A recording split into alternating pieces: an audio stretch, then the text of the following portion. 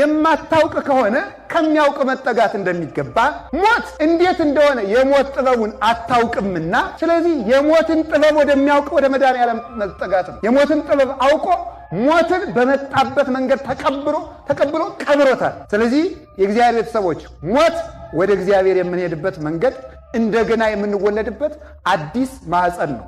አንድ ነገር ልንገራችሁ፣ ምሕረት አለመፈለግ ምሕረት የማያደርጉትን ያመጣል። እኛ ከእግዚአብሔር የኢትዮጵያ እና የቤተ ክርስቲያናችን መፍትሄ ያለው እጃችን ላይ ነው። ድሮ ሰውን በላው የሚባለው የሰው ገንዘብ ሲበላ ነው። ደግሞ ዛሬ የሰው ደም የሚጠጡ መጥተዋል። ሰው አርደው የሚበሉ መጥተዋል። ይህ የመጣው እኛ ምሕረት የለሾች ስለሆን ነው። ምሕረት የለሽ ሕዝብ ምሕረት የሌላቸውን ዳኞች ያመጣል። ምሕረት የለሽ ሕዝብ፣ ምሕረት የማይፈልግ የማይተዛዘን ጨካኝ ሕዝብ ጨካኝ ዳኛ፣ ጨካኝ አረመኔ ይጥልበታል።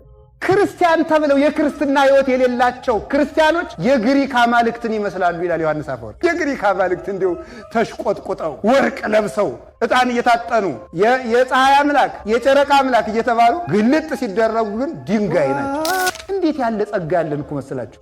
እማምላክን እንደኛ ያለ ባለሀብት እኮና ባለጸጋ እኮ የለም። ማርያምን ያህል እናት ሰጥቶን ጸጋ የመላባት የማይደክሙ ጠባቂዎችን መላእክትን ሰጥቶን ምን ጎሎብን? አይመሽባቸው ፈጣኖች፣ አይደክሙ ኃያላን፣ አይሞቱ አይታመሙ ሕያዋን፣ ተራራና ገደል ወንዝና ሸለቆ አይጋርዳቸው ረቂቃን፣ ፈጣኖች እንደ እሳት እኛን መብላት ከመጀመሩ በፊት ከእሳት ቀድመው የሚገኙ ኃያላንን የሰጠን ነገስታት እኮ ባለስልጣኖች እኮ በሚሞቱና በሚክዱ ወታደሮች ነው የሚታጀቡት። እግዚአብሔር ይመስገን እኛ የምንጠበቅ ግን ዘላለም በማይርቁ በማያንቀላፉ ትጉሃን መላእክት ነው። ሁላችንም ስንወጣ ስንገባ። ለዚህ ነው መጽሐፍ ብቻዬን ነኝ ብለህ ከቤትህ ራቁትህን አትተኛ፣ ሰው ባያይህ ጠባቂ መልአክህ አይለይህምና ይላል። የማይለዩ ረቂቃን መላእክት አዛኞች፣ የማይጸየፉ ተሰጥቶናል። ይህንን ሰጥቶን ከምግብ መርጦ ስጋውን ሰጥቶን፣ ከመጠጥ በላይ ደሙን ሰጥቶን፣ ከልብስ መርጦ ራሱን አልብሶን፣ ከሀገር መርጦ መንግሥተ ሰማያትን ሰጥቶን፣ ከሰይፍ መርጦ መስቀሉን ሰጥቶን፣ ከጫማ ይልቅ ወንጌልን አጫምቶን፣ እንዲህ ያለን ባለጸጎች በመሆን ሆነን ሳለን ትልቁን ሰላም ሰጥቶን ጥቂት ሰላም ፍለጋ ሁላችሁም መዝሙር ያልሰጣችሁን ሰላም ዘፈን ሊሰጣችሁ በየኢንተርኔቱ ስትርመሰመሱ የምትውሉ ትኖራላችሁ። እንኖራለን። ከድራማ እንዲሁ እኮ አይድረስ የራሳችሁ ሕይወት ድራማ ሆኖ ድራማ ስታሻትቱ ትውላላችሁ። ሰው እኮ ራሱ ድራማ ነው። የኔ ንግግር አይደለም፣ ብዙ ሊቃውን ተናግረዋል። የድራማን ሕይወት ማለት ድራማ ማለት ንጉሥ ሆኖ መድረክ ላይ ይሰራል። ሲወርዳ ግን ያው ጋሽ ዘለቀ ከሆነ ጋሽ ዘለቀ ነው ሲወርድ። ለ40 ደቂቃ ግን ንጉሥ ነበር። ይህ ማለት መሰላችሁ በመድረክና በአደባባይ ክርስቲያን መስሎ የሚታይ በአፋ ግን ከቤተ ክርስቲያን መልአክ ከውጭ ሰይጣን የሚሆን ሰው ነው። እንዲህ ያለ ሰው ሕይወቱ ድራማ ነው። በዚህ በእግዚአብሔር ቤት ያላገኘነው ሰላም የትም አናገኘው። እርካሽ ነገር ፍለጋ ህሊና ሰማያዊ አጣን። ከፍ ማለት አቃተን። አሻግሮ ማየት አቅቶና እስኪ ወደ ላይ ቀና ብለን እኮ የተፈጠርነው እኮ የሰማይ ሐሉ ዘበላይሉ ያለ ቅዱስ ጳውሎስ ተመልከቱ። ሐሊው ዘበላይሉ ያለው የላይኛውን አስቡ እንጂ ብሎ የተናገረው ለምንድን ነው? እባብ አትሁኑ። እባብ በልቡ ይሄዳል፣ መሬት ለመሬት ይሄዳል። እናንተ ግን እንደ ባለ ክንፍ እስከ የት እንብረር ካላችሁኝ ይላል። ተመልከቱ። እስከ አማ አሎ ተመልከቱ። እስከ ሀበ ሀሎ ወልደ እጓለ እመሕያው ይነብር በየማነ አቡሁ። እስከ የት ድረስ ልብረር ካልከኝ የሰው ልጅ ኢየሱስ ክርስቶስ በአባቱ ቀኝ እስከተቀመጠበት መንበር ከፍ ብለህ እንድታስብ የተሰጠህ ንዑድ ክቡር ፍጥረት መሆን እንደምን ተረሳለህ ብሎ ይነገራል። ያ ምኞታችን ቀበረን። ሰው መሆን እኮ ትልቅ ጸጋ ነበር። ሰው በሉ ሰው በራሱ እኮ ሰውነት እኮ ራሱ አምላክነት ነው። ሰውነት ራሱ አምላክነት ነው። ሰው መሆን ሰው እኮ የእግዚአብሔር መልክ ነው። እስኪ አንድ ጊዜ ሁላችሁ እኔ የእግዚአብሔር መልክ ነኝ በሉ። ናችሁ? ግሩም የእግዚአብሔር መልክ ነኝ ብላችኋል። ያ ማለት ምንም ነውር የለብኝም ማለት ነው። ስንፈጠር ነበርን፣ እውነታችሁን ነው። ኋላ ግን ተለውጠናል። የተሰጠንን አሁን እግዚአብሔር ያሳያችሁ። ክርስቶስ ያመልክታችሁ። ከልብሱ ቀዶ የሚያለብስ ቸር ሊገኝ ይችላል። ከእንጀራው ቆርሶ የሚያጎርስ ቸር ሊገኝ ይችላል። መልኩን የሚሰጥ ግን ማን ይገኛል? እግዚአብሔር ብቻ ተገኘ። እግዚአብሔር ብቻ መልኩን ሰጠ። ባሪያው በመልኩ ፈጠረን። ያንን ትቶ እንስሳት አራዊትን ትቶ ግዙ ብሎ ሰጠን። ገዥነቱን ሰጠን። ምድርን ግዙአት አለ። እንስሳቱን፣ አራዊቱን፣ ውሃውን፣ ገደሉን ግዙ። ሌላው እኮ መላእክት እኮ የተፈጠሩት ለሰው አገልግሎት ነው። ሰውን ለመጠበቅ ነው። ፍጥረታት ሁሉ ለኛ ተፈጠሩ። ከሰው በላይ ንጉስ የለም። ይሄ ንጉስና ትንሽ በመፈለግ ወደ ባርነት ተለወጠ። ትልቁን ትቶ ትንሽን የሚፈልግ ሰው እሱ ባሪያ ይሆናል ማለት። ምኞት አዳምን ቀበረ። ምኞት ሔዋንን ቀበረ። የብርሃን ልብስ በራቁትነት ተቀበረ። ገዥነት በባርነት ተቀበረ። ሕይወት በባርነት ተቀበረ። እንዲያውም እግዚአብሔር በመልኩ ፈጥሮ ሲያበቃ ይላል ቅዱስ አትናቴዎስ፣ ሰው የተፈጠረ በእግዚአብሔር መልክ ነው። በእግዚአብሔር መልክ ተፈጥሮ ሲያበቃ የእግዚአብሔር መልክ ሕያው ነው። እንዴት ሰው ይፈርሳል ይላል። እግዚአብሔር ለምንድን ነው ፍረሱ ያለን? መሬት ናችሁና መሬት ሁኑ ለምን ይለናል? በመልኬ ፈጥሬያችኋለሁ ብሎ ሲያበቃ እንደገና ፍረሱ ብሎ ይፍረድብን? የእሱን ፍቅር ያፈረስንለት አካላችን መፍረስ ተፈረደበት ይላል። የእግዚአብሔርን ፍቅር ያፈረሰ ሰው አካሉ በሞት ይፈርሳል።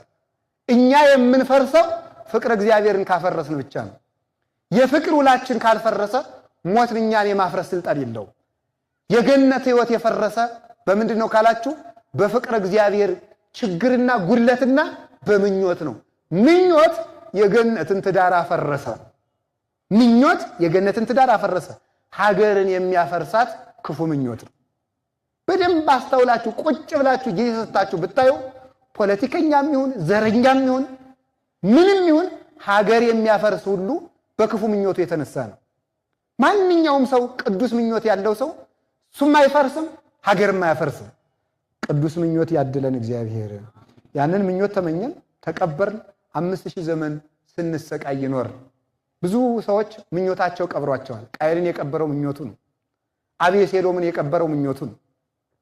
አንድ ሁለት ሐሳቦችን ላንሳና ስለከፉ ምኞት ስለ ትክክለኛው መቃብራችን አንስቼ ትምህርት ልጠቅልለው። አቤሴሎም በጣም የሚነሳ ሰው ነው። ምኞቱ የቀበረው ሰው። አቤሴሎም ከአባቱ ቤተ መንግስት ይቆምና ከየት መጣችሁ? አይ ካዛጦን። አይ መንገድስ ደክማችሁ ነበር፣ መንገድ ተመታችሁ ነበር፣ ልፋታችሁ ብዙ ነው። አዲያ ከቤተ መንግስት ያሉት ሰዎች ቀን በስካር ሌሊት በእንቅልፍ አይደል የሚያድሩ፣ አይፈርዱ እያለ ስም ያጠፋል። አሁንም እንዲያለ የህዝቡን ልብ አሸፈተ። አንደኛ በውበቱ፣ ሁለተኛ ባንደበቱ መጣፈጥ። ተንኮሉን የውስጡን ተንኮል ባንደበቱ ለዛ ሸፍኖ የሰውን ልብ መስረቅ ጀመረ። ሰውን ከዳዊት ማስኮብለል ጀመረ፣ ያስኮበለል ጀመረ። እንዲህ አድርጎ አስኮብሎ መጨረሻ ላይ ነጋሪት ሲመታ አቤሴሎም ነገሰ ብሏል። የህዝቡን ልብ ተቆጣጥሮ እንደጨረሰ ባወቀ ጊዜ አቤሴሎም ነገሰ ብሏል። ይሄ እንደሰማ ልል የሚል ሳይመረምር የሚያጨበጭብ ህዝብም አቤሴሎም ነገሰ ብሎ ልላለ። እኔ እኮ በዚህ ዘመን እግዚአብሔር ይስጥልኝ ሲባል ብቻ ሳይሆን እግዚአብሔር ያጥፋችሁ ሲባል እንኳን እልል የሚል ህዝብ ያለ ነው የሚመስለኝ። ምን እንደሚባል ሁሉ እኮ ሳናውቅ እልል እንደው እኮ ጹም ድንቅ ነው። ዝም ብለን እልል እያልን ነው ቀለን የቀረ ነው በእውነቱ ማለት። አስተዋይ መሆን ይገባል። ክርስቲያን ደልዳላ ነው። ሳይመረምር አይጮህም፣ ሳይመረምር አያጨበጭብም፣ ሳይመረምር አይከተልም፣ በከንቱ ነገር አያወራም፣ እቅዱንም አይለፈልፍም። በየቦታ ወሬኛ መሆን አይገባንም። እስቲ ዝም በሉ። መድኃኔዓለም እኮ ዝም ብሎ እኮ ነው ሰይጣንን ያጠፋው። ዝም ብሎ አጠፋው። ዝም ሰንበትን ሽረሃል፣ ዝም ሕግ ሽረሃል፣ ዝም በደል ፈጽመሃል፣ ዝም እርኩስ ምራቅ ሲተፉበት ዝም፣ ሲገረፍ ዝም፣ ሲጎትቱት ዝም፣ ሲቸነክሩት ዝም፣ ሲወጉት ዝም። ዝም አለና በሥራ ተናገረ። እንግዲህ እስኪ የሰማይ አምላክ አለን ብላችሁ ከሆነ እኔን የሰቀላችሁት ሰማይን የፈጠረ ማን እንደሆነ ተመልክቷልና ፀሐይ፣ ጨረቃ፣ ከዋክብትን አጨለማቸው። በቆማችሁበት ምድር ተመክታችሁ ከሆነ መሬትም ቢሆን የኔ መሆኗን እዩ አለና አለቱን ሰነጠቀው። በምትመኩበት መቅደስ ከሆነ የምትመኩት መቅደሱም ቢሆን የኔ ነው አለና መጋረጃውን ከሁለት ቀደደው። ከሙታን እንነሳለን ብላችሁ የምትመኩ ከሆነ የሙታን አምላክ ምን ነኝ ብሎ ሙታንን ከመስቀሉ ስር አስነሳቸው። ዝም ብሎ በስራ ተገለጠ። ክርስቲያን በስራ ይናገራል፣ አይለፈልፍም። የጀብደኝነት ክርስትና ሊቀርብን ይገባል። የፉከራ ክርስትና እንዲህ እናደርጋለን። በፉከራ ሰይጣን ይሸነፋል። በጀብድነት በፉከራ እንዲሁ ዝም ብሎ በመለፍለፍ አሁን እኛ እዚህ እያልን ስለፎከር ሰይጣን ይሸነፋል። ወይ ጉድ! ሰይጣን በሰልፍ አይሸነፍ። ሰይጣን የሚሸነው በልብ ስራ ነው። ሰርተን እንድንገለጥ መድኃኔዓለም ይርዳል። ሰርቶ መገለጥ ነው የሰው ልጅ ማለት። እስቲ ዝም ብላችሁ ስሩ። በሞቴ ዝም ብላችሁ ንግዱንም ስሩ፣ ትምህርቱንም ስሩ፣ ሕግም ተማሩ፣ እወቁ። ለቤተ ክርስቲያን ሰርታችሁ ስራችሁ ይታይ። ሁለት መነኮሳት 58 ዓመት በዝምታቸው ሰይጣንን አላግጠውበታል። ሰይጣን እቅዳችን የሚያበላሸው እየሰማ ነው። ዝም እንዲሁ በሞቴ አፈርሰውን። ከዛሬ ጀምሮ በየፌስቡኩ መለፍለፍ አቁሙ። ዝም በሉና ስራ ስሩ። ዝም ብላችሁ ሁለት መነኮሳት ቀለዱበት። ምን ያደርጋሉ መሰላችሁ? ሰይጣን የልብን ማወቅ አይችልም፣ ያፍን ግን ያውቃል። ለምሳሌ እንዲህ ያደርጋሉ። በዓት ሊያጸኑ ሲፈልጉ ስንት ዓመት ከዚህ ገዳም ተቀመጥ እስኪ እንዙር ይላሉ። አይ እነዚህ ዘዋሪ ናቸው አይረቡም ብሎ ሌላ ፍለጋ ሲሄድ እነሱ እዚያው ቁጭ። ሊጸልዩ ሊያድሩ ሲፈልጉ ምን ያደርጋሉ? ብዙ ቀን ጸለይን እስኪ ዛሬ እንረፍ ይላሉ። አይ እነዚህ እንቅልፋም ናቸው ብሎ ሌላ ፍለጋ ሲሄድ እነሱ ጸሎትን ሲያንገበግቡት ያድራሉ። በተቃራኒው እያወጉ ሰይጣን እቅዳቸውን ሳያውቅባቸው ለቅድስና በቅተው 58 ዓመት በተጋድሎ ጸንተው ኖሩ። እኛ እኮ እየለፈለፍ አንድ ነገር ገና ሳንጀምረው እንለፈልፍና ሰይጣን ያበላሸዋል። ክርስቲያን ማለት ደልዳላ የተረጋጋ ጽሙና ህዳት ያለው ህዳት። ለመናፍቃን እርጋታ የላቸውም። ችኩልነት፣ ሁከት፣ ጭብጨባ፣ ድልቂያ ይወዳሉ። የመድኃኔዓለም ልጆች ግን በመረጋጋታቸው ይታወቃሉ። ረጋ በማለታቸው።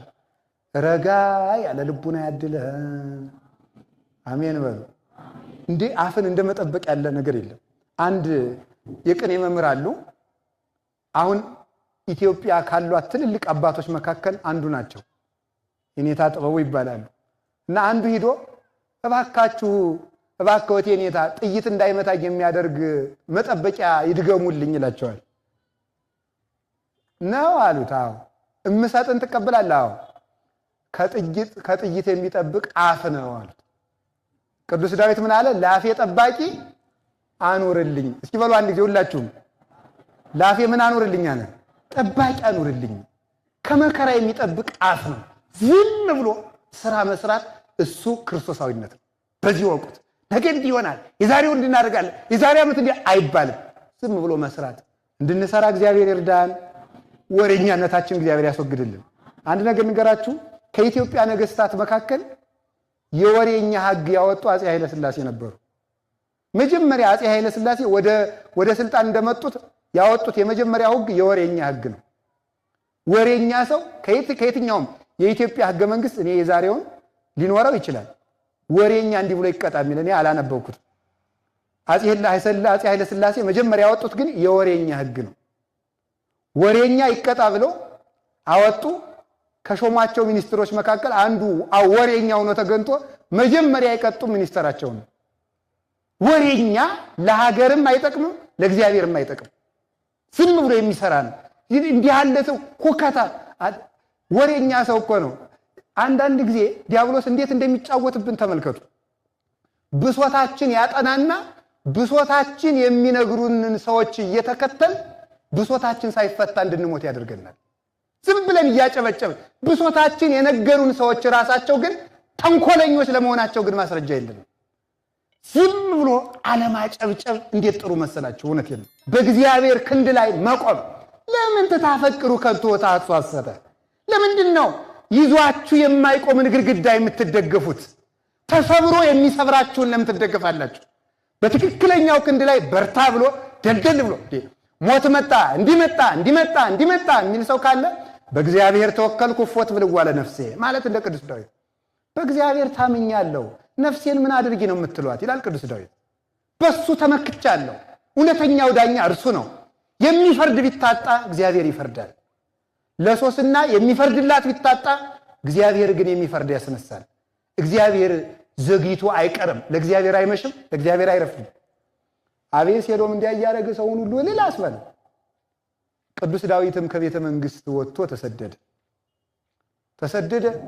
እሱም በቤተ የአባቱን ሚስት በሙሉ ገብቶ ከድንኳን ገብቶ ሁሉን ከነሱ ጋር ነውር አደረገ። የአባቱን ሚስት ቀማ፣ በአባቱ መንበር ተቀመጠ። እውነትን አሰደደ። ዳዊት ማለት ሲተረጎም የአምላክ ልብ ማለት ነው። ያ ማለት የእግዚአብሔር ልብ የተሰደደበት ቤተ መንግስት ጸንቶ አይዘልቅ። የእግዚአብሔር ልብ እውነት ነው። እውነት የተሰደደበት ስልጣን ጸንቶ አይኖርም። እውነትን አስወጥቶ በእድሜ የሚቆይ በስልጣን የሚቆይ መሰለው፣ አልሆነለትም። ቀጠለ። አንዳንድ ጊዜ መከራው ሲጨምር ቅዱስ ዮሐንስ አፈወርቅ ምን ይላል? ደመና ሲበዛ ሰማይ የሌለ ይመስላል ይላል። የሌለ ይመስላል ግን ሲበተን ይገለጣል። ውሸት ሲበዛ እውነት የሌለ ይመስላል። መከራ ሲበዛ እግዚአብሔር የተወን ይመስልናል። በጊዜው ግን ደመናው በነፋስ መበተኑ አይቀርም። ቅድም እንደተማርነው ነፋስ ስልጣን እግዚአብሔር ነው። ያበጥረዋል። እያበጠረ ደመናው ይበተናል። ይሄ ዝናብ የሌለው ውሃ የሌለው ከንቱ ደመና ውሸታሙ ይራገፋል። ሆዳሙ ስግብግብ ይራገፍና ንጹህ ሰማይ ይታያል። በኋላ ጨመረ። ቅዱስ ዳዊትም ተሰደደ፣ ወንዙን ተሻግሮ ሄደ። እግዚአብሔር ቸር አይደል? አቤሴሎምን የሚረዳ ክፉ መካር አኬጦፌል የሚባል ሰው ነበረ። አባትህን አሰድድ፣ እግዚአብሔርም እንዳይረዳው አድርግ፣ አስቀድመህ እስራኤል ዳዊትን እንዲንቁት ወደ አባትህ ሚስት ግባ አለው። ይህን ክፉ መከረው። እግዚአብሔር ምክርን በምክር መሻር ይችልበታል። አኬጦፌልን ምክሩን ለመሻር ኩሲ የሚባል በጎ መካር ከቤተ መንግስት አስነሳ እግዚአብሔር። ኩሲ ለእግዚአብሔር የሚመክር ሰው ነው። ግን አኬጦፌል ሲያገኘው ኩሲ አለው፣ አቤት የዳዊት መካር ነበርክ፣ አሁንስ ለማን ትመክራለህ አለው። አይ እኔ መቼም እግዚአብሔር ለሾመውን መመክር እግዚአብሔር ለሾመው መክራለሁ አለው። እንግዲህ እኔንስ እግዚአብሔር ሾመኝ አይደል?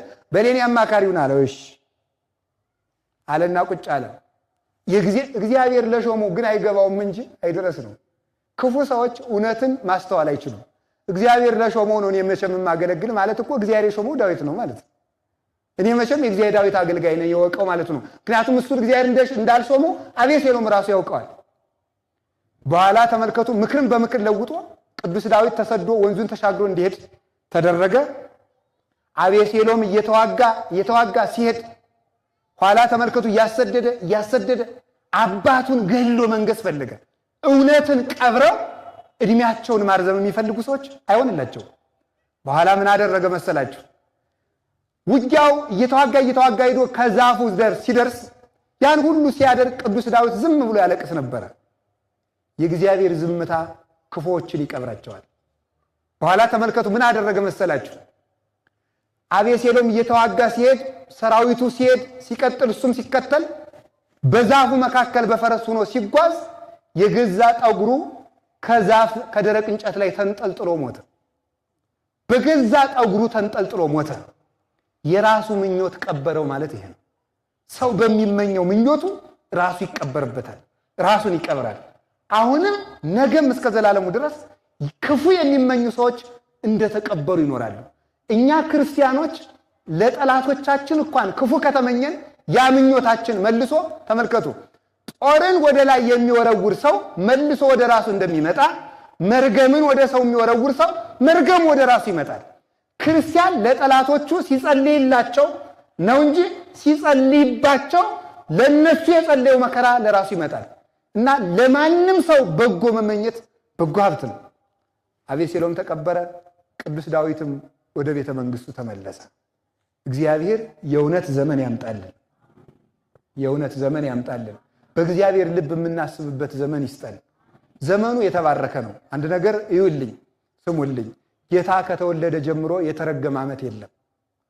ማንኛውም ቀን መስከረምም ሆነ ጥቅምት 2013ም ሆነ 2014 የተረገመ ዘመን ለክርስቲያኖች የላቸውም።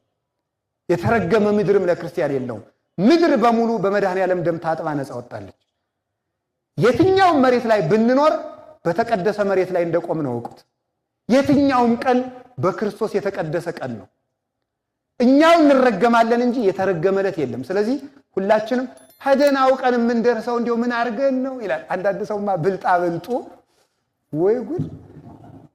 በኢንተርኔት ሰው እየተመዘገበ አሁን ክፉ ዘመን የሚያልፉት በዚህ የተመዘገቡ ናቸው ብሎ ሰው ነው የነገረኝ። በቴሌግራም ሰው እየተመዘገበ ነው አሉ። ክፉ ዘመን አይነ ብልጡ ወይ ብልጥ። እግዚአብሔር ግን የብልጣ ብልጥ አምላክ ነው እንዴ? ኢንተርኔት የማይጠቀሙት ገበሬዎች ገደል ሊገቡ ነው? እናንተ ጻድቃን በጥበብ እንዲህ ያለ የተንኮል ጽድቅ የተንኮል እግዚአብሔር የለም። እግዚአብሔር እጁ ሰፊ ነው። ለእግዚአብሔር ምድር በመላ ዓለምን ይወክሎ ሙላ የነበሩ ወስጅ። አንዳንዱ ደግሞ የተወሰኑ ገዳማት አሉ። ከነዚህ ያህል ገዝተን ካኖር እዚያቸው ተጠጋን የምንተርፍ። ተው እንጂ ነውር አይደለም። እስኪ ሁላችሁ ምድር በሞላው የእግዚአብሔር ናት በሉ ሁላችሁ ምድር በሞላው የማን ናት? የእግዚአብሔር ናት። የትኛውም ቦታ ላይ ሆኖ ቅዱሳን ገዳማት በቃል ኪዳናቸው ይጠብቁናል። እውነት ነው። ለይቶ ግን ከዚህ ቦታ ብቻ የቆመ ይጸድቃል ማለት ፈጽሞ ነውር ነው። የክርስቶስን መግቦት ማጥበብ ነው።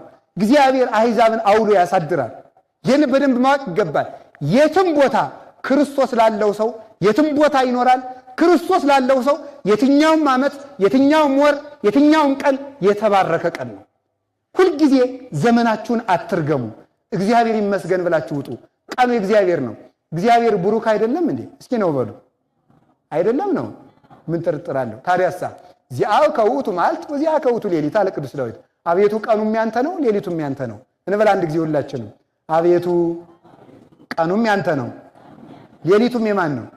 ታዲያ ቀኑም የእግዚአብሔር ከሆነ ሌሊቱም የእግዚአብሔር ከሆነ ለእግዚአብሔር የተረገመ ዘመን የለውም። ለእግዚአብሔር የተረገመ ቀን የለውም። የእግዚአብሔር ሆኖ እርጉም የለም። በዚህ ማወቅ ይጠበቅብናል። እንኪያስ ጦርነት ሲመጣሳ፣ ረሃብ ሲመጣሳ፣ ስደት ሲመጣሳ እኮ እኛ የእግዚአብሔር ከሆን ረሃቡም ጦርነቱም መጠቀሚያችን ይሆናል።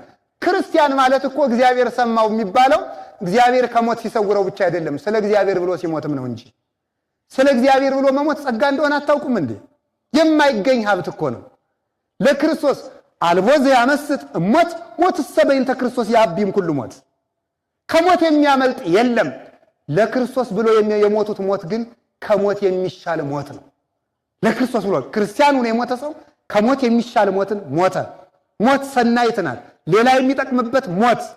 በተለይ ሳይበድሉ የሞቱ ሕፃናት ንጹሕ መስዋዕት ሆነው ከኛ ስሬት ይሰጥ ዘንድ መድኃኔዓለምን በቅንው ወልድከ በስቁል ወልድከ ብለው አብ ወልድ መንፈስ ቅዱስን ለምነው በፈሰሰው ደም ብለው ለምነው እነዚህ ንጹሕ ሕፃናት ሆነው የታረዱ ሕፃናት ሕዝብን የሚጠብቁ እነዚህ ናቸው በእውነቱ ማለት ነው።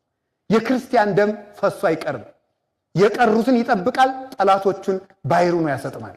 ይህንን ፈጽሞ ማወቅ ነው የሚረዳን። የተባረከ ዘመን አለን። ዘመን ተመልከቱ፣ ለክፎች ያነሳቸዋል፣ ይጠላቸዋል። በዘመን መኖር ይቻላል። ዘመን እንዳይዘምንብን እኛ በዘመኑ እንድንዘምንበት ሆነን ከኖርን እኛ ዘመነኞች ነን። ዘመን የማይቀልድብን፣ ዘመን የማይጫወትብን ብረት ክንፍ አውጥቶ እየበረረ ሰው ወደ ጉድጓድ ወረደ እኮ። ይገርማቸዋል። ብረት አውሮፕላን አሁን ብረት ነው፣ አፈር ነው። እሱ አውጥቶ ባሪያ እግዚአብሔር የተፈጠረ ሰው ግን ወርዶ እስከ የት ድረስ እንደወረድ ንገረን ካላችሁ ኳስ በማድነቃችሁ ብቻ ይበቃቸዋል። አሁን እግዚአብሔርን የሚያደንቅ ሰው የሚንከባለል ድንቡልቡል ሲያደንቅ አያሳዝንም? እኔ እውነቴን ነው ማለት ሰው በኳስ ሲደባደብ አሁን ይሄ እኮ ይሄን ዘን እኮ ነው ክርስቲያኑ ሞልቶ እግዚአብሔር ይመስገን የሚባለው። እኔ ይቅር በሉኝ ሰው ማመስገን ስለማልወድ ነው። ለምን መሰላችሁ? ጌታ ሲመጣ እንዲያመሰግናችሁ ስለምፈልግ ነው። እግዚአብሔር እንዲያመሰግነን ሰው ባያመሰግነን ይሻለናል ብዬ ነው እንጂ የተባረካችሁ ስትመጸውቱ ይሄው ታግሳችሁ በጨለማው ስብከት እየሰማችሁ ማለት እንደዚህ ያለምን ይጠቅማል? ትቢያው እንዲራገፍ ነው እንጂ ደናውማ ደና ነው። ደና ጎናችንማ ይቀጥል፣ እግዚአብሔር ያውቅልናል። ክፉ ትቢያችን ግን እንዲራገፍ ስለምፈልግ ነው። ስለዚህ ሰው ወርዷል። ሰው እግዚአብሔርን ብላ ቢባል ቅጠል እየበላ ነው።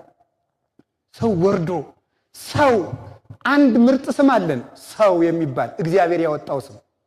እግዚአብሔር ያወጣውን ስም ስተን እኛ የራሳችን ስም እያወጣን ተበላልተን ልናልቅ ነው። ወርደን የት እንደደረስን ተመልከቱት። ከመላእክት መንጋ እንድንጨመር ብንጀምር የየራሳችን መንጋ እያቋቋም ቤተክርስቲያን እንኳን ገብተን እስከ መገነጣጠል እንደርስ ነው። ይሄ ነው ሰው መውረዱ የሚባለው። መልካ እግዚአብሔር መጥፋቱ፣ ልልና ሃይማኖት መጥፋቱ፣ በጎ ሕሊና መጥፋቱ ነው። እና እግዚአብሔር በጎ ዘመን ያምጣ ሲባል እኛን በጎ ያድርገን ማለት ነው። እኛን በጎ ያድርገን ነው እንጂ የተረገመ ዘመን ስላለ አይደለም። ዳዊት በዚህ ተመለሰ፣ አቤሴሎም ተቀበረ። ይሁዳን የቀበረው ምኞቱ ነው። ምኞቱ ቀበረው። 30 ብር ይሁዳን ቀበረችው። 30 ብር ናት የቀበረችው። ገንዘብ እንዳይቀብራችሁ ተጠንቀቁ። ገንዘብ ይቀብራችኋል፣ ክፉ ነው። ለትምህርት ብላችሁ ወጣችሁ የቀራችሁ ስንቶች ናችሁ? ዲግሪን ስጨርስ ማስተርሴን ስጨርስ ወዘተርፈ ፒኤችዲ ተምሬ እያላችሁ በዚያው ተቀብራችሁ የቀሩ በጣም ብዙ ሰው አለ። የዛሬ ዓመት እንቀብራለን። ንግድ የቀበረው ብዙ ሰው ነው ያለው። ዘር የቀበረው ሞልቷል። ዘር የቀበረው ከማይሞተው ዘር ወጥቶ የሚሞት ዘር የሚቆጥር የማይሞት ሕያው ዘር ክርስቶስ ነው። ያንትቶ ሟች ዘሩን እየቆጠረ በዘር ማቀፍ ተቀብሮ የቀረም የዘር መቃብር የተጫነው አለ። ትዳሩ መቃብር የሆነበትም አለ። ደና ወጣት ሳለ ደና የነበረው ሲያገባ የተቀበረም አለ። እና ተመልከቱ፣ ያቺ 30 ብር ደሞዝ የቀበረውስ የለም፣ ዕውቀት የቀበረውም አለ። ድሮ ተማሪ ሳሉ ደና የነበሩት ከፍ ብሎ በማመራ ደሞ እኮ ትምህርት ብላችሁት እኮ ነው ያን ትምህርታችሁ ነው። እኔ እውነቴን ነው። እስቲ ኤቢሲዲን የምታውቁ እጃችሁን አውጡ። ይቅር ባሉኝ እንደው በሞቴ አውጡ። ኤቢሲዲን የተማራችሁ በጣም ጥሩ። ኤ ማለት ምን ማለት እንደሆነ የምታውቁ እጃችሁን አውጡ። አንድ ካለ እኔ እሸልማለሁ። አዛኝ ኤ ማለት ምን ማለት እንደሆነ የዩኒቨርሲቲ መምህርም ሊሆን ይችላል። ኤን አታውቋትም። አዛኝ ኤ እኔ ሀ ማለት ምን ማለት ነው ብትሉ ይነግራችኋለሁ። ተመልከቱ፣ ሀለወቱ ለአብ ቅድመ ይትፈጠር ዓለም፣ የእግዚአብሔር ካለም መፈጠሩ ነበረ ማለት ነው። ሀ ማለት እግዚአብሔር ሀሎ ማለት ነው። እግዚአብሔር ዓለም ከመፈጠሩ በፊት ነበር ማለት ነው። ኤ ማለት ግን አይታወቅም። ይችን እንዲያው ፊደላችሁን ሳታውቁ እኮ ነው ተምረን ዲግሪ ያለን ምን አለን እያላችሁ የምትበጠብጡ አገር የምትበጠብጡ ማለት ነው። በማታውቁት ዕውቀት አገር የምታምሱ ሞልታችኋል። እውነቴን ነው። በማናውቀው ዕውቀት ድንቁርና ነግሶብን ያለን ማለት ነው። አወቅን መስሎን እየተበላሸን ያለን የወሬ ጥርቅም እንጂ የዕውቀት ጥርቅም የሌለን ስንቶች ነው። የወሬ ጥርቅም የሚረባ ጠብ የማይል ህዝብ የማይጠግብ ዕውቀት የያዘ ራሳችን እንኳን ያልተለወጥንበት። አንዳንድ ጊዜ እንደው እኮ ይገርማል። ትምህርታችሁን ሰብስቡትና እንደው የተማራችሁን 1ኛ ዲግሪ፣ 2ኛ ዲግሪ፣ 3ኛ ዲግሪ እንደዚህ ብላችሁ ቁጠሩና እናንተ ዲግሪዎች እኔን ምን አረጋችሁ ብላችሁ ተወዱ። ሌባ አረጋችሁኝ ካላችሁ ከስራችኋል ማለት።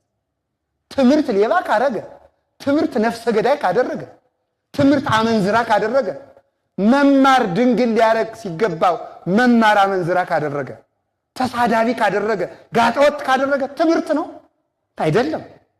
ለዚሁ ትምህርታችን ትምህርት የቀበረው ብዙ ነው። አወቅን ቤተክርስቲያኒቱ እንደዋላ ቀር ፊደል እንኳን ለማታውቁበት ለተማራችሁ ትምህርት እንኳን ዕውቅና ለሌላችሁ ለዚህ እንኳን ተማርን ብላችሁ በዕውቀት በሳይንስ እያመካኛችሁ የጠፋችሁ ብዙዎች አላችሁ። ስለዚህ 30 ብር እንዳይቀብረን እግዚአብሔር ይጠብቀን። እውነት እንገራችሁ፣ ይሁዳ ሙት ከማንሳት ደረጃ ደርሶ 30 ብር ቀበረችው። የፈለገ ቅዱስ ብትሆን ገንዘብ የምትወድ ከሆነ ይቀብራል። የፈለገ አስቀዳሽ ብትሆን ቆራቢ ብትሆን ገንዘብ የሚወድ ሰው ገንዘብ ሳይቀብረው አይቀርም። አምላክን ያሸጠ ገንዘብ ነው። ዛሬም እኮ ክርስቶስ ይሸጣል እኮ 30 ብር ግድ ብሩ 30 ብር ነው እንጂ 5000 ብር ይሸጣል፣ 50000 ብር ይሸጣል፣ ሐውስጥ መዳሪም ይሸጣል። እግዚአብሔር እየተሸጠ ነው። እንዲያውም ሊቃውንት ምን ይላሉ? ይሁዳ አንዱን አካል ሸጠ። ይሁዳ ወልድን ይሸጥ፣ አንተ መንፈስ ቅዱስን ከሸጥከው እኩል እኮ ናችሁ ይላል። መንፈስ ቅዱስ ክህነት መንፈስ ቅዱስ ነው። ምንኩስና የመንፈስ ቅዱስ ጸጋ ነው። ሰባኪነት መንፈስ ቅዱስ ጸጋ ነው። ስርቆት፣ ጉቦ ቤተ እግዚአብሔር ውስጥ ከገባ መንፈስ ቅዱስን መሸጥ ነው። ገንዘብ አዳፍኖናል። የትቢያ መራገፍ አለበት። ዛሬ እኮ እግዚአብሔር በገንዘብ እግዚአብሔርን ይኸውላችሁ ጸሎታችን አሁን ተደምሮ ቢተረጎም ወይ አብላኝ ነው ወይ ጠብቀኝ ነው። ይለየለው ጠብቀኝ ነው የምንፈራው። አንድ ጊዜ ጌታ መምህር አሉት እንጂ 5 እንጀራ አበላና ሲያበላቸው እናንግስ ሲሉ ተሻግሮ በዚያ መዶ ሄደ። ሲሸገር ሲሄድ እየሮጡ መምህር እንደው ጠፍተን እኮ ነው አሉት።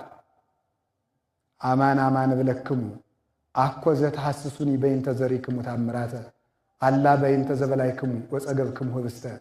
እውነት እላችኋለሁ አሁን የምትበልጉኝ ስለበላችሁ ነው አላቸው። ተገበሩን ከሳኮ ለመብል ኃላፊ ለማይጠፋ ምግብ አትድከሙ። አላ ለመብዘይ ነብር ለሕይወት ዘላለም ዘይወክም ወልደ እጓለ እመሕያው።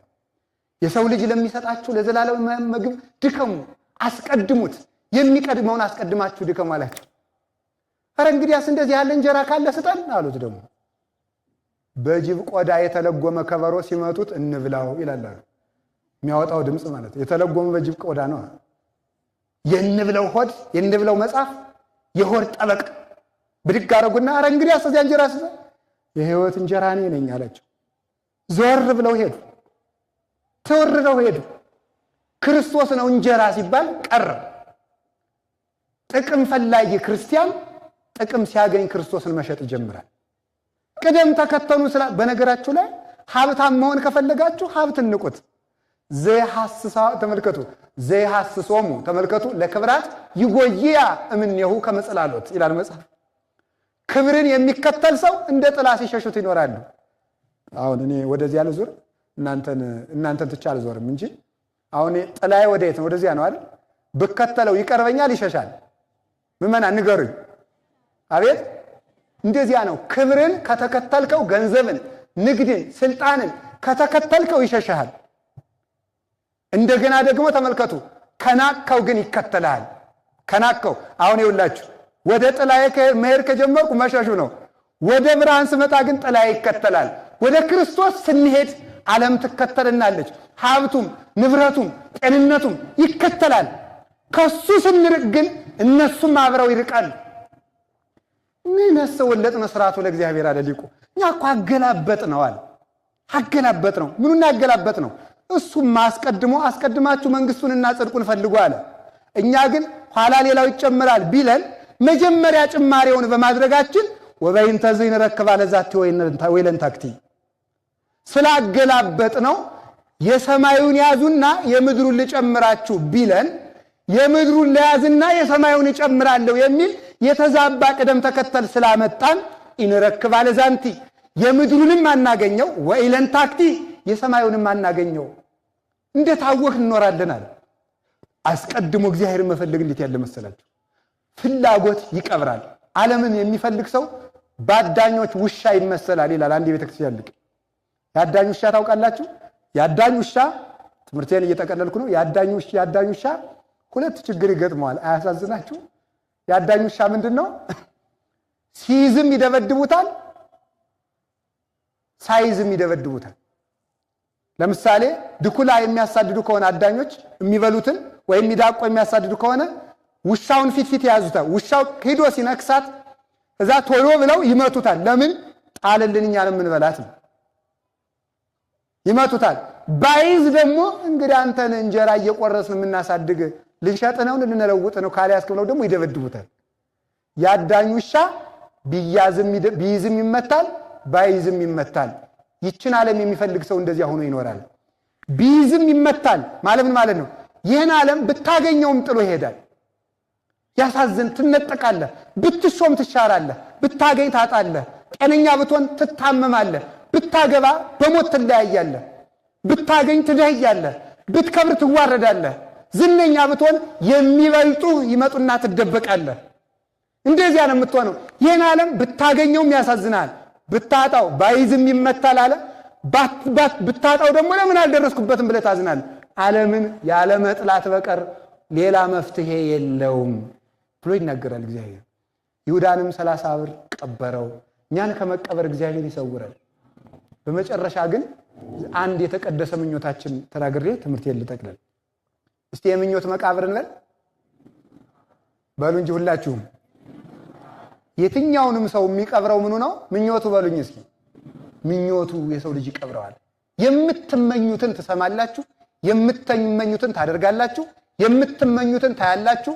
የምትመኙትን መስማት ስለምትፈልጉ ሰዎችም የምትመኙትን እያዘጋጁ እየተናገሩ ሲያሞኙን ይኖራሉ ማለት ነው። የምንመኘውን ሳይሆን የሚያስፈልገንን ለመስማት መዘጋጀት አለብን። የሚያስፈልግን የምንመኘውን ከኖርን ሁልጊዜ ያጠፋናል። ቅዱስ ምኞት ከሆነ ግን ያጸድቀናል። የምኞት መቃብር ዛሬ 10 ነው። 10 ሲመጣ ምን ትዝ ይላችኋል? መስቀል ነው። ዛሬ ምኞታችን የተቀበረበት ቀን ነው።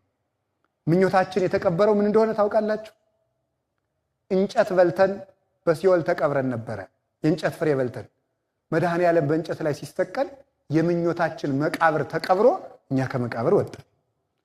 ዛሬ ቅጠል በልተን ራቁታችን ተገፈን ነበር። የቅጠል ፍሬ በልተን መድኃኒታችን ራቁቱን በመሰቀሉ የምኞታችን መቃብር ተነስቶ ከመቃብር ነፃ ወጥተን ብርሃን አለበሰን።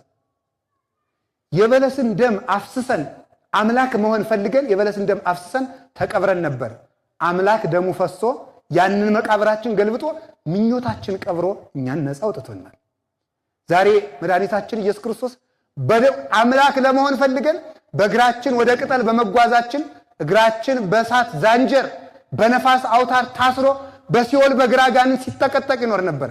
መድኃኔዓለም እግሩን ሲቸነከር ችንካራችን ተነቅሎ ወደ በለስ የሮጥንበትን እግራችን ካሳ ለመካስ እግሩን ተቸክሮ እኛን ከምኞታችን መቃብር ነፃ አወጣን። እየጣፈጠን ፍሬ ለበላንበት መራራ ሞት ገጥሞት ነበር። በመራራ መቃብር እንኖር ነበረ። መራራ ሐሞት ጠጣና ያንን መራራ ሞታችን ቀብሮ እኛን ከምኞት መቃብር ነፃ አወጣን። ይሄ ብቻ ግን አይደለም። እኛ አምላክ መሆን ፈልገን ነበረ። አምላክ መሆን የፈለግነው ግን በኃጢአት ነበረ። አምላክ መሆን የፈለግነው በኃጢአት ስለነበረ የኃጢአታችን ምኞት በመስቀሉ ቀጥቅጦ ቀበረና ምኞታችን ፈጽሞ የኛን ሥጋ አምላክ አድርጎ በመንበሩ አስቀምጦ አዋህዶ አንድ አካል አንድ ግብር አድርጎ ምኞታችን የተመለሰበት ቀን ነው ዛሬ። እንጨት በልተን ጠፋን። እንጨት ፍሬ በልተን የመስቀሉን ፍሬ በልተን ተመለስን። ወደ በለስ ለሮጥንበት እግራችን እግሩን ተቸነከረ። በለስ ለቆረጥንበት እጃችን እጁን ተቸነከረ። ለበላንበት ጉሮራችን ሐሞት ጠጣ። አጋንንት ለቀለዱብን የአይሁድን ስድብ ሰማ። የበለስ ቅጠል ላገለደብንበት እንጨት ተሸክሞ ጨርቅ አደግድጎ ተሰቅሎ እርቃናችን በብርሃን ልብስ ከደነልን። ይህንን ነፃ ያወጣን እግዚአብሔር ነው። መስቀል ማለት የምኞታችን መቃብር የተቀበረበት ነው። ዛሬ ያዳም የምኞት ዕዳ ያለቀበት ዕለት ነው። ምኞት ያበቃ ለዚህ ነው። ስለዚህ ሰው በመስቀል ምኞቱ የክፉ ምኞት መቃብር ያበቃው በመቼ ነው? በመስቀል ነው። የ5000 ዘመን የዲያብሎስ ምኞትም ተቀብሯል። ያዳም ክፉ ምኞትም የተቀበረው ዛሬ ጌታችን ኢየሱስ ክርስቶስ ሲሰቀል ነው። ስለዚህ ምን አለ? ተሰቅሎ ሐሞቱን ከጠጣ በኋላ ቅምስ ካረገ በኋላ ወይኔ ተፈጸመ ሁሉ፣ እነሆ ሁሉም ተፈጸመ አለ። ትንቢቱም ተፈጸመ፣ መከራውም ተፈጸመ፣ ዕዳውም ተፈጸመ፣ መቃብሩም አለቀ፣ ሲኦል የሲኦል ግዛትም አለቀ፣ የአጋንንት ግዛትም አለቀ፣ የሰው መራቆት ቀረ፣ ረሃቡም ቀረ፣ ክርስቶስም በላ፣ ጥሙም ረካ፣ ደሙን ጠጣ፣ ከመላእክት ማህበር ተጨመረ፣ መከራችን አበቃ። ከዛሬ ጀምሮ ክፉ ምኞታችን ለመቅበር ያብቃን። ክፉ ምኞታችን በመስቀል የምታምኑ ከሆነ ክፉ ምኞታችሁን ቅበሩት። ዛሬ የ5000 ዘመን ምኞታችን ተቀብሮልናል። አሁን እኛ ዛሬ መቅበር የሚገባ ምንድነው ካላችሁን፣ ይህን ክፉ ምኞታችን በንስሐ መቅበር ይገባናል። የምንቀብርበት መቃብር ምኞታችን ሲቀበር መቃብር ተከፍቶ ነፃ እንደወጣን ዓርብ ምኞታችን ቀበረው፣ እሁድ እኛን ነፃ አውጥቶ ከሲኦሉ ነፃነት የነፍሳችን ነፃነት ዓርብ 11 ሰዓት አወጣን። የስጋችን ነፃነት እሁድ ከመቃብር ሲነሳ ነፃ አወጣን። ምኞታችን ቀበረና የመቃብርን ሸክም አቀለለልን። የሞትን መውጊያ አወለቀልን። ከዛሬ ጀምሮ ሞት መርዙን እንደተፋ እባብ ጥርሱ እንደወለቀ አንበሳ ሆኗል። የሞትን መውጊያ መድኃኔዓለም አውልቆ ሞት በእኛ ላይ ስልጣን የሞት ጥርሱ የወለቀ አንበሳ የዝንብ መጫወቻ እንዲሆን የሞትን መውጊያ ክርስቶስ አውልቆታልና ሞትን ከዚህ በኋላ እንዳንፈራው ክርስቶስ አብነቱ ነውናል። የትንሳችን በኩር የምንለው ስለዚህ ነው። ስለዚህ ዛሬ ምኞት የተቀበረበት ነው። ዛሬ ሁላችሁ ምን እንድትወስኑ ፈልጋለሁ? ክፉ እቅዳችሁን እንድትቀብሩት። ለሰው ያሰባችሁት ክፉ እቅድ ከሆነ ለማንኛውም ሰው ለብቶ ተብሎ ለተጠራ ሰው ክፉ እቅድ ካላችሁ ያንን እንድትቀብሩት። ለትዳራችሁ፣ ለጉረቤታችሁ፣ ለሚስታችሁ፣ ለባሎቻችሁ የጎነጎናችሁት ክፉ ምኞት ካለ ያንን ቅበሩት። ለማንኛውም ሰው የመከራችሁ ዛሬ በመስቀሉ ኃይል ይዣችኋለሁ፣ ቅበሩት። ዛሬ ሁላችሁም የዕዳ ደብዳቤያችሁን ከነገ ሰኞ ጀምሮ ሰምታችኋል፣ አልሰማንም አትሉም። የዕዳ ደብዳቤያችሁን በምኞት የጻፋችሁትን የዕዳ ደብዳቤ ሁላችሁም ከሚቀርባችሁ ቤተክርስቲያን ንስሐ አባት ይዛችሁ የምኞታችሁን ዕዳ ቀብራችሁ በትንሣኤ እንድትነሱ በእግዚአብሔር ስም አሳስባለሁ። ያስተማረን እግዚአብሔር ክብር ምስጋና ይግባው። ስብሐት ለእግዚአብሔር ወለወላዲቱ ድንግል ወለመስቀሉ ክቡር።